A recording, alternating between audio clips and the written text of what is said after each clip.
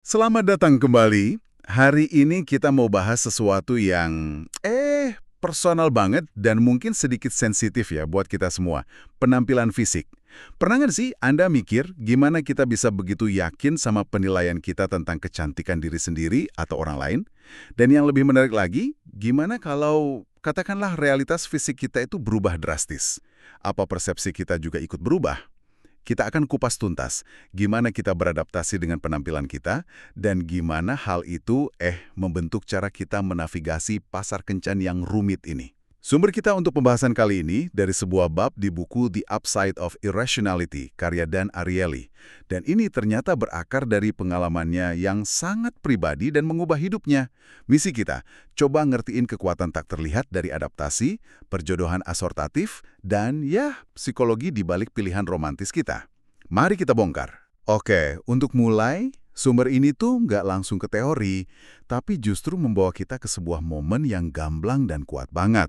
Coba bayangin deh penulisnya Dan Ariely waktu dia masih 18 tahun. Dia nganggap dirinya tampan, punya kehidupan sosial yang oke. Terus, sebuah kecelakaan parah bikin dia kena luka bakar di sebagian besar tubuhnya. Setelah berbulan-bulan dirawat, untuk pertama kalinya dia boleh jalan ke sebuah cermin besar di ruang perawat. Apa yang dia lihat itu katanya bukan lagi dirinya. Dia deskripsikan tubuhnya bengkok, lengan dan kakinya dibungkus perban tebal, punggungnya bungkuk, tapi bagian terburuknya, katanya, adalah wajahnya. Sisi kanannya dia gambarkan kayak lilin yang meleleh dengan potongan daging kuning dan merah menggantung, mata kanannya ketarik parah ke arah telinga, terus sisi kanan mulut, telinga, hidungnya juga hangus dan terdistorsi. Satu-satunya hal yang dia kenali, cuma mata kirinya yang natap balik dari apa yang dia sebut reruntuhan tubuhnya. Wow, apa yang luar biasa dari cerita ini itu guncangan psikologisnya ya. Momen saat bayangan diri di kepala, pemuda tampan usia 18 tahun itu bertabrakan langsung sama kenyataan baru di cermin. Itu kan bukan sekedar perubahan fisik, tapi pemutusan total antara identitas internal dan realitas eksternal. Nah, momen inilah yang jadi titik awal yang ekstrim, tapi relevan banget buat memahami konsep inti bab ini, adaptasi. Gimana pikiran kita mulai bekerja waktu ada jurang yang segitu besarnya antara siapa kita di dalam dan apa yang kita lihat di luar. Pengalaman yang mengubah hidup ini kemudian memicu satu pertanyaan sentral dari temannya, George. Pertanyaannya kurang lebih gini, apa yang terjadi sama seseorang yang tiba-tiba jadi, katakanlah, jelek? Apa dia bakal bangun tiap pagi, lihat pasangannya, terus mikir, ya cuma ini yang terbaik yang bisa gue dapat? Atau apa dia bakal beradaptasi sampai-sampai dia bahkan nggak sadar kalau dia udah berkompromi? Pertanyaan yang jujur dan sedikit brutal itu membawa kita langsung ke konsep yang disebut para ilmuwan sosial perjodohan asortatif atau assortative mating. Intinya ini adalah ide bahwa di pasar kencan, orang itu cenderung berpasangan sama individu yang tingkat daya tarik fisiknya mirip. Ini bukan aturan pasti, tapi sebuah pola yang kuat banget dan bisa kita lihat di mana-mana. Tapi tunggu dulu. Kan kita semua tahu ya, ada pasangan di mana yang satu dianggap jauh lebih menarik dari yang lain. Gimana tuh? Apa teorinya gagal atau ada faktor lain yang kita lewatkan? Mungkin kayak uang atau status jadi semacam penyeimbang gitu. Perenangan bagus sekali. Tentu saja ada pengecualian, dan itu justru memperkuat idenya. Perjodohan asortatif itu nggak cuma berlaku buat penampilan fisik. Orang juga cenderung berpasangan berdasarkan tingkat pendidikan, kecerdasan, nilai-nilai, dan bahkan status sosioekonomi. Jadi, dalam kasus yang Anda sebutkan, mungkin ada nilai lain yang menyeimbangkan perbedaan daya tarik fisik itu. Seseorang mungkin menukar kecantikan dengan keamanan finansial atau kecerdasan dengan status sosial. Tapi kalau kita fokus ke daya tarik fisik aja, polanya jelas banget. Kita secara nggak sadar nyari seseorang yang selevel. Jadi ini kayak pasar kecantikan yang nggak kelihatan ya, di mana kita semua punya semacam nilai tukar. Kedengarannya agak kejam ya, seolah-olah kita semua punya label harga penampilan. Kalau seseorang ngerasa nilainya di pasar ini rendah, entah karena kecelakaan kayak Ariely, atau karena standar kecantikan masyarakat, apa yang terjadi sama psikologi mereka? Apa mereka selamanya harus merasa nggak puas? Nah, disinilah otak kita nunjukin kemampuannya yang luar biasa buat ngelindungin kita. Disinilah strategi anggur asam itu berperan. Konsep ini namanya diambil dari fabel Eosop yang terkenal itu. Ingat kan ceritanya? Seekor rubah mencoba meraih buah anggur yang kelihatan matang dan enak, tapi buahnya ketinggian. Setelah gagal berkali-kali, dia akhirnya nyerah dan pergi sambil bilang ke dirinya sendiri, "Ah, sudahlah, anggurnya mungkin asam." Oh, dia mengubah persepsinya tentang anggur buat ngatasin kecewanya. Jadi, dalam konteks kencan, ini artinya, kalau seseorang merasa nggak bisa mendapatkan pasangan yang sangat menarik secara fisik, mereka bakal mulai meyakinkan diri bahwa penampilan fisik itu nggak begitu penting.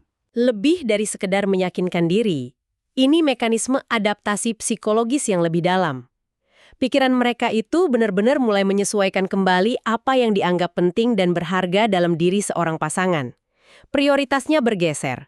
Kualitas lain, kayak selera humor, kecerdasan, kebaikan, atau kesetiaan, itu mulai naik peringkat dalam daftar kriteria pasangan idaman. Ini bukan berarti mereka nyerah atau puas adanya, preferensi mereka beneran berubah. Ini menarik, karena artinya tipe idaman kita itu sebenarnya nggak tetap ya. Tipe kita bisa berubah berdasarkan pengalaman dan realitas kita.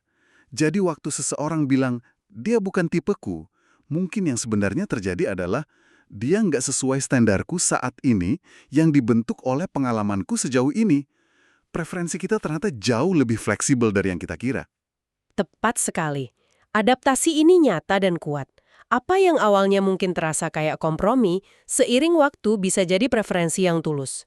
Pikiran kita punya kapasitas luar biasa buat nemuin keindahan dan nilai pada hal-hal yang bisa kita capai dan sekaligus mendevaluasi hal-hal yang nggak bisa kita capai. Ini mekanisme bertahan hidup psikologis yang sangat efisien buat ngelindungin kita dari penolakan dan frustrasi terus-menerus. Oke, jadi kita punya pasar ini, dan kita punya strategi psikologis buat beradaptasi di dalamnya. Tapi, seberapa baik pasar ini sebenarnya berfungsi di era modern? Sumber ini ngasih contoh yang relevan banget tentang seorang profesor bernama Seth. Dia digambarkan sebagai pria yang hebat pintar, baik hati, pekerjaannya bagus, tapi kesepian banget dan susah luar biasa buat nemu pasangan. Seth ini udah nyoba berbagai cara klasik, ikut kelas dansa, gabung klub mendaki. Tapi dia merasa ada yang salah.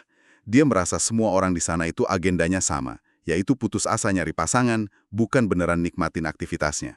Akhirnya, semua interaksi terasa kayak wawancara kerja yang canggung dan dipaksain, bukan pertemuan yang alami. Kisah saat ini menyoroti masalah inti. Pasar kencan modern, ironisnya, sangat tidak efisien. Kalau kita lihat gambaran besarnya, perubahan sosial udah mempersulit proses ini. Dulu orang tinggal di komunitas yang sama seumur hidup. Jaringan sosial kayak keluarga besar, tetangga, atau komunitas keagamaan itu kuat banget. Dulu kan ada figur kayak Mak Comblang atau Yanta dalam budaya Yahudi. Peran Yanta itu menarik ya.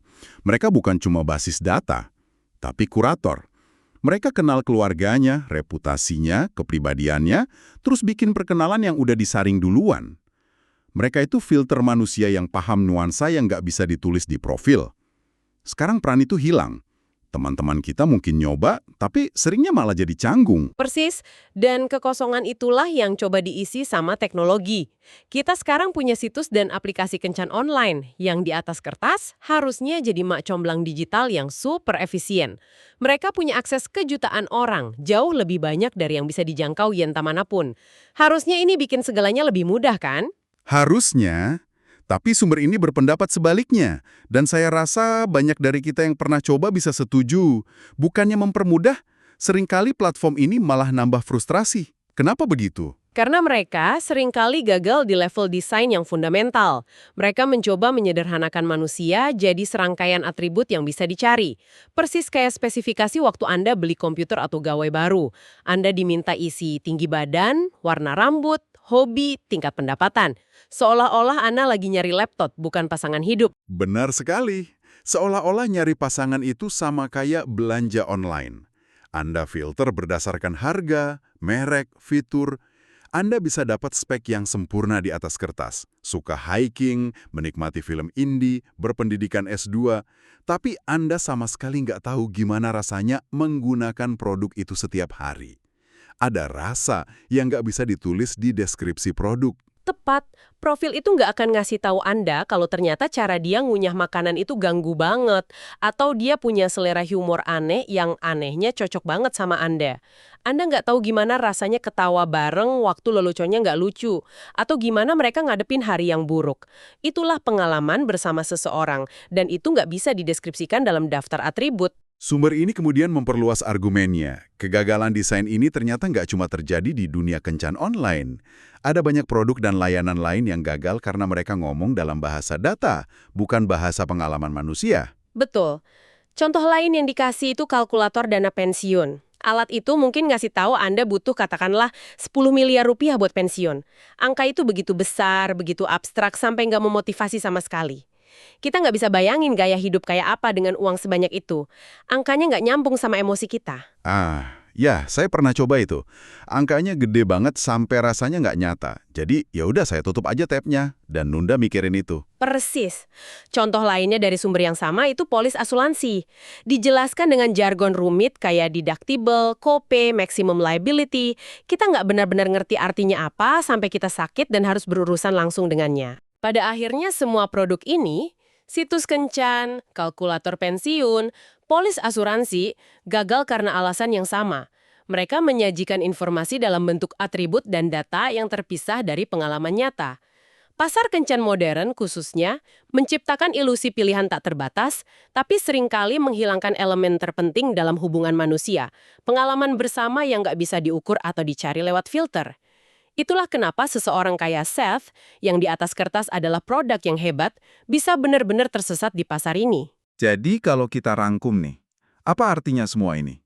Kita belajar bahwa pikiran kita punya kemampuan luar biasa buat beradaptasi dengan realitas fisik kita. Preferensi kita itu nggak kaku, mereka bisa berubah buat ngelindungin kita dari kekecewaan. Kita juga secara nggak sadar berpartisipasi dalam pasar kecantikan lewat perjodohan asortatif, di mana kita cenderung nyari pasangan yang selevel. Dan pasar modern untuk mencari pasangan ini, meskipun dibantu teknologi canggih, seringkali sangat nggak efisien dan bikin kita frustrasi karena salah paham cara kerja manusia. Memahami mekanisme ini tujuannya bukan buat bikin kita jadi sinis sama cinta atau hubungan ya. Sebaliknya, ini tentang menyadari kekuatan-kekuatan tak terlihat yang membentuk pilihan, preferensi, dan tantangan kita. Ini ngebantu ngejelasin kenapa nyari pasangan bisa terasa susah banget dan acak. Dan yang terpenting, ini menyadarkan kita bahwa fokus pada daftar atribut yang sempurna mungkin bukan strategi terbaik. Ini adalah pengakuan terhadap kompleksitas interaksi manusia yang nggak akan pernah bisa disederhanakan jadi data di profil. Nah, ini meninggalkan kita dengan satu pertanyaan untuk Anda renungkan. Jika situs kencan yang ada sekarang seringkali gagal karena cuma fokus pada profil statis yang kayak daftar spesifikasi, seperti apa platform kencan yang ideal jika ia dirancang dari awal untuk menciptakan pengalaman bersama, bukan sekedar mencocokkan data? Pengalaman bersama seperti apa, entah itu virtual atau nyata, yang menurut Anda benar-benar bisa membantu dua orang saling mengenal, melampaui daftar hobi dan foto profil mereka?